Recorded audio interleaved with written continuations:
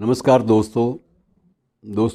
आप कहेंगे ये तुलना गलत है, तुलना नहीं होनी चाहिए, लेकिन आंकड़ों की तुलना तो हो सकती है। उसके बाद हम लोग उसकी जो औचित्य है तुलना का, जस्टिफिकेशन, उस पर भी बात कर लेते हैं। अभी हाल ही में तिरुपति मंदिर के बारे में वहाँ की जो प्रबंधन समिति है उनकी ओर से एक रिपोर्ट सार्वजनिक की गई है। और इस रिपोर्ट के अनुसार तिरुपति मंदिर की जो संपत्ति है वो 2.5 अर्थात 2.5 लाख करोड़ से भी ज़्यादा, 2.5 लाख करोड़ से भी ज़्यादा है। और यह संपत्ति विप्रो जैसी प्रख्यात और पूंजी बाज़ार में प्रतिष्ठित माने जाने वाली कंपनी, और विप्रो के अलावा नेस्ले, और नेस्ले के अलावा ONGC oil and natural gas commission, इन सब की जितनी बाज़ार पूंजी है उससे भी अधिक है। अब ये एक विचित्र बात लगती है। अब दो उसके प्रतिक्रियाएं दो हो सकती हैं। तो ये कहा जा सकता है कि सब ईश्वर की माया है, और दूसरा ये है कि ये इसको यूं भी लिया जा सकता है तार्किक आधार पर कि एक मामला है बाज़ार का, दूसरा आस्था का है। और इससे निष्कर्ष यही निकला कि जो आस्था है वो बाज़ार पर भी हावी है। बाज़ार में पूंजी निवेश विप्रो, नेस्ले और ONGC का जो भी है उससे कहीं ज़्यादा तिरुपति मंदिर का है। तो ये मानकर चलना चाहिए कि आस्था जो है इसको आंका ही नहीं जा सकता, और ये सबसे बड़ी संपदा है यदि इसको संपदा के रूप में लिया जाए। और मैं थोड़ा सा आपको इसी बहाने से विवरण भी दे देता हूँ इसका कि ये 1933 में पहली बार जब ये तिरुमति TDP जो है, तिरुमला तिरुपति देवस्थानम, ये संस्थान स्थापित किया गया, तो ये इसका सारा प्रबंधन जो है वो एक उच्च अधिकारी को सौंपा गया। और उसके बाद तो स्वाधीन भारत में तो ये हमेशा एक IAS अफसर के पास ही रहा है।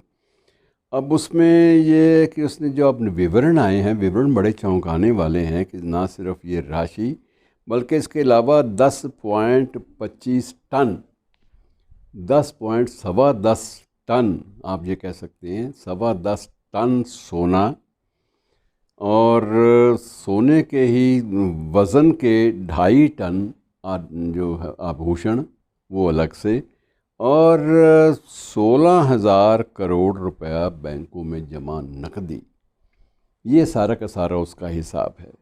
और ये कुछ कुल मिलाकर देश में TDP अर्थात तिरुमला तिरुपति देवस्थानम की संपत्तियां जो हैं वो 960 प्रॉपर्टीज़ हैं, 960। और ये इनकी जो कुल कीमत है वो भी 2.5 लाख करोड़ के आसपास है, इससे भी ज़्यादा बढ़ जाती है कई मामलों में। तो ये सारी की सारी बात ये मानी जानी चाहिए कि आस्था जो है कई जगह पर बाज़ार के नियमों से भी ज़्यादा ऊंची चली जाती है, ऊंचाई को छू जाती है। और जहाँ ऐसी स्थिति आती है वहाँ नमन करने को भी मन करता है। और व्यापक स्तर पर जो लोग आस्था में डूबे हुए हैं, जो श्रद्धालु हैं, उनको भी नमन करने को दिल करता है कि कितने खुले मन से वो लोग, जो भी उनकी औकात है, जो भी उनकी सामर्थ्य है, उस सामर्थ्य से कितने खुले मन से लोग आकर वहाँ दान करते हैं।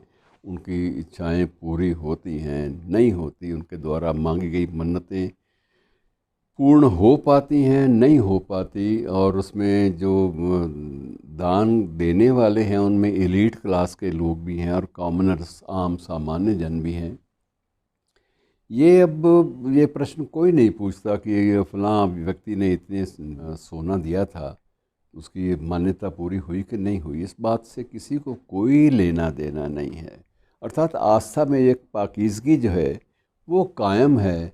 यदि वो कायम रहती है तो कहीं ना कहीं प्रेरणा अच्छे कामों की, सद्कार्यों की भी मिलती है।